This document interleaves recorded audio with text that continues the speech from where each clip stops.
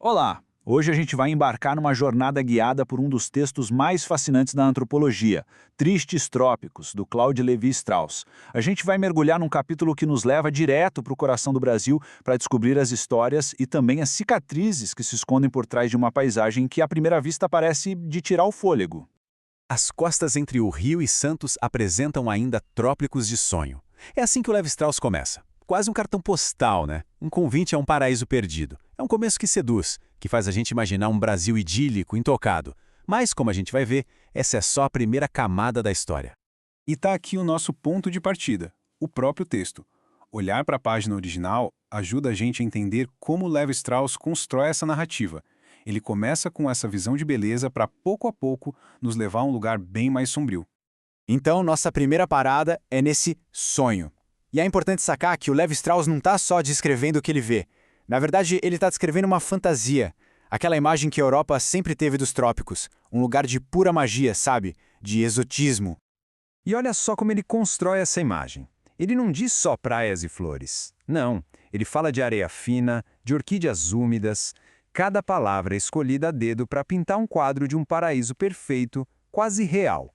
Um lugar que parece que parou no tempo. Mas é bem aqui que a viagem muda de rumo. Depois de nos seduzir com essa beleza toda, o Lévi-Strauss lança essa pergunta no ar. Ele nos força a questionar o que será que tem por baixo dessa superfície perfeita. Porque afinal, uma paisagem nunca é só o que a gente vê, ela é também o que ela esconde. E a resposta para essa pergunta nos leva direto para os fantasmas do ouro. De repente, toda aquela beleza da paisagem dá lugar a uma história brutal de extração e de violência. Esses fantasmas, na verdade, são as memórias de uma exploração implacável que literalmente moldou a terra que a gente vê hoje. Pensa só nesse contraste. É incrível! Um caminho que hoje parece só uma trilha no meio da natureza, na verdade, funcionava como uma veia aberta, por onde escorria toda a riqueza do império, extraída com trabalho escravo. A mesmíssima terra que produzia orquídeas testemunhava um sofrimento que a gente nem consegue imaginar. E para provar o ponto dele, o Lévi-Strauss não fica só na interpretação não. Ele vai lá e traz uma testemunha da época, o explorador Bougainville. Os relatos dele mostram o quão valiosa essa riqueza era e o quão paranoico e rígido era o controle sobre ela. E que controle era esse? Olha, era um processo de uma meticulosidade impressionante. O ouro era entregue, era taxado e depois trancado num cofre com 3 chaves diferentes. Cada uma ficava com uma autoridade. Isso mostra não só a importância dessa riqueza, mas a desconfiança total que reinava. Era um sistema feito para que nada, absolutamente nada, escapasse. Depois de se fartar de ouro, o mundo teve fome de açúcar. Mas o açúcar também consumia escravos. É um ciclo terrível, né?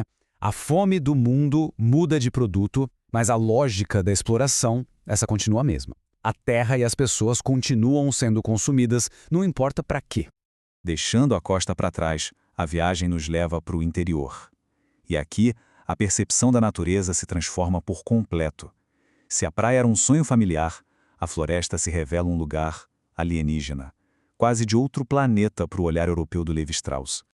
Ele descreve uma natureza que desafia os sentidos. As cores não vêm das folhas, vêm das pedras. As plantas parecem feitas de metal.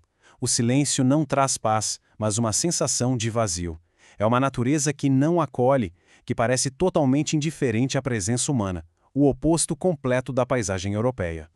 Essa natureza é de uma ordem diferente da nossa. Ou seja, a floresta não é só diferente, ela é superior. É como se ela operasse numa escala de tempo geológica e a vida humana fosse só um instante insignificante.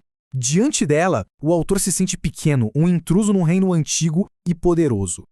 E essa sensação de estranhamento dá lugar a uma constatação ainda mais dura: o impacto humano. Não como uma história que ficou lá no passado, mas como uma cicatriz que marcou a Terra para sempre. O foco agora é na pilhagem, na exploração que não constrói nada, só tira. Para explicar isso, ele usa um conceito-chave: agricultura de rapina.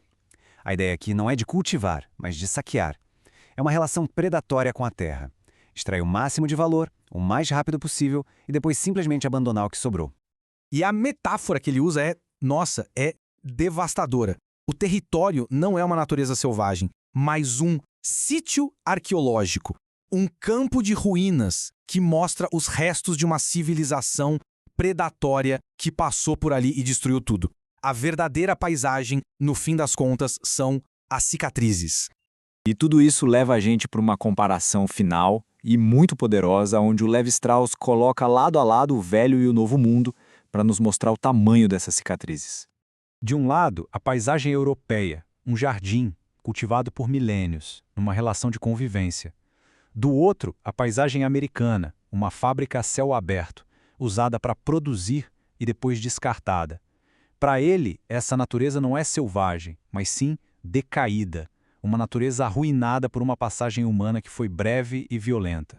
Atrás dele deixou um relevo mortificado, coberto de confusos vestígios. A palavra é mortificado. É como se a paisagem tivesse sido assassinada. Ela não está vazia, mas cheia de provas, os vestígios de um crime que foi cometido contra a Terra. E tudo isso nos deixa com uma pergunta final. O texto do Levi-Strauss nos desafia a olhar para qualquer paisagem e questionar: será que estamos vendo só a beleza do presente? Ou conseguimos enxergar a memória daquilo que foi perdido? A verdadeira questão não é o que a gente vê, mas como a gente aprende a ler as histórias que a própria Terra tem para nos contar.